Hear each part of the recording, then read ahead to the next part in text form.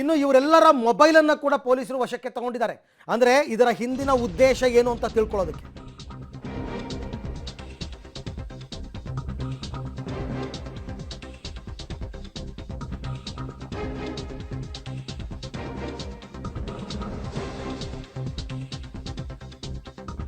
ಬಂಧಿತ ಮೂವರ ಮೊಬೈಲನ್ನು ವಶಕ್ಕೆ ಪಡೆದಿದ್ದಾರೆ ಪೊಲೀಸರು. ಆರೋಪಿಗಳ ಮೊಬೈಲನ್ನು FSLಗೆ ಕಳಿಸ್ತಾ ಇದ್ದಾರೆ. ಆರೋಪಿಗಳ ಮೊಬೈಲ್ ಡೇಟಾ ಏನಾದರೂ ಡಿಲೀಟ್ ಮಾಡಿದರೆ ಅದನ್ನು ರಿಟ್ರೀವಲ್ಗೆ FSLಗೆ ಕಳಿಸ್ಕೊಟ್ಟಿದ್ದಾರೆ. ಇವರೇನಾದರೂ ಮೊದಲೇ ಕಮ್ಯುನಿಕೇಟ್ ಮಾಡ್ಕೊಂಡಿದ್ದೀರಾ ಒಬ್ರಿಗೊಬ್ರು?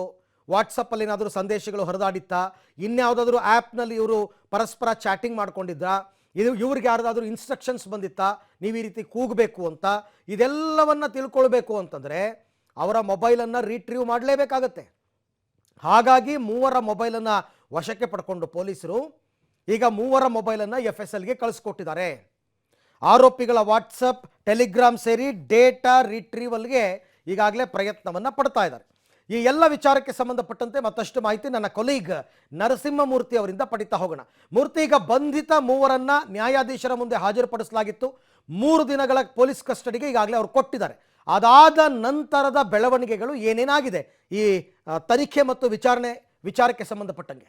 ಅರವಿಂದ, 27ನೇ ತಾರೀಕು ರಾಜ್ಯಸಭಾ ಚುನಾವಣಾ ಸಂದರ್ಭದಲ್ಲಿ ಸೆಲೆಬ್ರೇಷನ್ ಸಂದರ್ಭದಲ್ಲಿದ್ದಂತಹ ಸಂದರ್ಭದಲ್ಲಿ ನಾಸಿರ್ ಹುಸೇನ್ ಬೆಂಬಲಿಗರು ಪಾಕಿಸ್ತಾನದ ಪರ ಘೋಷಣೆಯನ್ನು ಕೂಗಿರ್ತಾರೆ. ಈ ಪ್ರಕರಣದಲ್ಲಿ ವಿಧಾನಸೌಧ ಪೊಲೀಸ್ ಠಾಣೆಯಲ್ಲಿ FIR ದಾಖಲಾಗಿದೆ. ಇದೇ ಪ್ರಕರಣ ಸಂಬಂಧ ಸುಮಾರು 4-5 ಬಾರಿ ವಾಯ್ಸ್ ಸ್ಯಾಂಪಲನ್ನು FSL ಅಧಿಕಾರಿಗಳು ಕಲೆಕ್ಟ್ ಮಾಡ್ಕೊಂಡಿದ್ರು.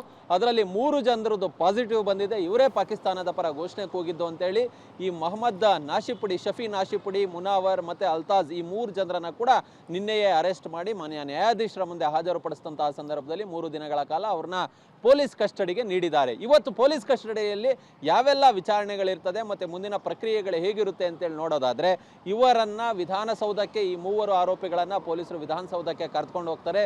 ಇವರು ಪಾಕ್ ಪರ ಘೋಷಣೆ ಕೂಗಿದಂತಹ ಜಾಗ ಏನಿದೆ ಅಲ್ಲಿ ಒಂದಷ್ಟು ಪ್ರಕ್ರಿಯೆಗಳಿದ್ದಾವೆ. ಅಂದರೆ ಈ ಮೊಹಜರ್ ಪ್ರಕ್ರಿಯೆ ಏನಿದೆ ಇದನ್ನು ಮುಗಿಸುವ ಕೆಲಸವನ್ನು ಮಾಡ್ತಾರೆ. ಮತ್ತು ಅಲ್ಲಿ ಒಂದು ಸೀನನ್ನು ರೀಕ್ರಿಯೇಟ್ ಮಾಡಿ ಒಂದಷ್ಟು ಎವಿಡೆನ್ಸ್ಗಳನ್ನು ಕಲೆಕ್ಟ್ ಮಾಡಿಕೊಳ್ಳುವ ಕೆಲಸವನ್ನು ಮಾಡ್ಕೊಳ್ತಾರೆ. ಅದರ ಜೊತೆಗೆ ಇವರ ಪರ ಅಂದರೆ ಇವರು ಯಾರ್ಯಾರು ಅವತ್ತು ಹೇಳಿಕೆಗಳನ್ನು ಕೊಟ್ಟಿದ್ರೋ ಅದನ್ನು ನೋಡಿದಂಥವ್ರು ಯಾರಿದ್ದಾರೆ ಅಂಥವ್ರು ಮತ್ತು ಕೇಳಿಸ್ಕೊಂಡಂಥವ್ರು ಯಾರಿದ್ದಾರೆ ಅಂಥವ್ರಿಗೆ ಈಗಾಗಲೇ ಪೊಲೀಸರು ಕರೆದಿದ್ದಾರೆ. ಅವ್ರನ್ನ ಎವಿಡೆನ್ಸ್ ಸಹ ಮಾಡ್ಕೊಳ್ಳೋ ಸಾಧ್ಯತೆ ಇದೆ. ಅಂಥವ್ರನ್ನ ಕರೆದು ಇವರು ಯಾವ ಕ್ಷಣದಲ್ಲಿ ಹೇಳಿದ್ರು, ಯಾವ ರೀತಿ ಘೋಷಣೆಯನ್ನು ಕೂಗಿದ್ರು, ಹೀಗೆ ಒಂದಷ್ಟು ಹೇಳಿಕೆಗಳನ್ನು, ಸಾಕ್ಷಿಗಳನ್ನು ಯಾರ್ಯಾರು ಪ್ರತ್ಯಕ್ಷವಾಗಿ ಕಂಡ್ರೋ ಅಂಥವರ ಹೇಳಿಕೆಗಳನ್ನು ಸಹ ಪೊಲೀಸರು ಪಡೆದುಕೊಳ್ಳಿದ್ದಾರೆ. ಒಟ್ಟಾರೆಯಾಗಿ 3 ದಿನಗಳಲ್ಲಿ ಈ ಕಾನೂನು ಪ್ರಕ್ರಿಯೆಗಳನ್ನು ಮುಗಿಸೋದಕ್ಕೆ ಪೊಲೀಸರು ತಯಾರಿಯನ್ನು ಮಾಡ್ಕೊಂಡಿದ್ದಾರೆ.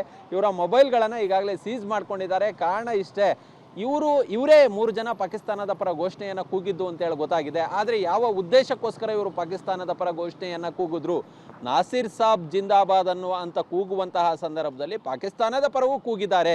ಹೀಗಾಗಿ FSLನಲ್ಲಿ ಅದು ಅಧಿಕೃತವಾಗಿದೆ. FSL ರಿಪೋರ್ಟ್ ಇವರು ಕೂಗಿರೋದು ನಿಜ ಅನ್ನೋ ನಿಟ್ಟಿನಲ್ಲಿ ಬಂದಿದೆ. ಹೀಗಾಗಿಯೇ 2 ಅಲ್ಲ 3 ಬಾರಿ ಇವರ ವಾಯ್ಸ್ ಸ್ಯಾಂಪಲನ್ನು ತೆಗೆದುಕೊಂಡು ಇವು 3 ಜನ ಕೂಗಿದ್ದು ಅನ್ನೋ ಒಂದು ಅಭಿಪ್ರಾಯಕ್ಕೆ, ನಿರ್ಧಾರಕ್ಕೆ FSL ಬಂದಿದೆ. ಹೀಗಾಗಿಯೇ ಅದರ ಸಂಬಂಧ ಇನ್ನಷ್ಟು ಈ 2-3 ದಿನದಲ್ಲಿ ಸಾಕಷ್ಟು ಇವ್ರನ್ನ ಹೇಳಿಕೆಗಳನ್ನು ಪಡೆದುಕೊಳ್ಳೋದಿರ್ತದೆ. ಮತ್ತು ಸ್ಪಾಟ್ ಮಹಜರ್ ಪ್ರಕ್ರಿಯೆ ಇರುತ್ತೆ, ಮತ್ತು ಸಾಕ್ಷಿಗಳ ಹೇಳಿಕೆಗಳನ್ನು ದಾಖಲು ಮಾಡ್ಕೊಳ್ಳೋದಿರುತ್ತೆ. ಈ ಎಲ್ಲ ಪ್ರಕ್ರಿಯೆಗಳನ್ನು ಈ 2-3 ದಿನಗಳಲ್ಲಿ ಪೊಲೀಸರು ಮುಗಿಸ್ಕೊಳ್ಳಲಿದ್ದಾರೆ. ಓಕೆ, ವಿಧಾನಸೌಧದಲ್ಲಿ ಪಾಕಿಸ್ತಾನ ಪರ ಘೋಷಣೆ ಕೂಗಿದಂತಹ 3 ವಿಚಾರಣೆ ತೀವ್ರಗತಿಯಲ್ಲಿ ಸಾಗ್ತಾ ಇದೆ.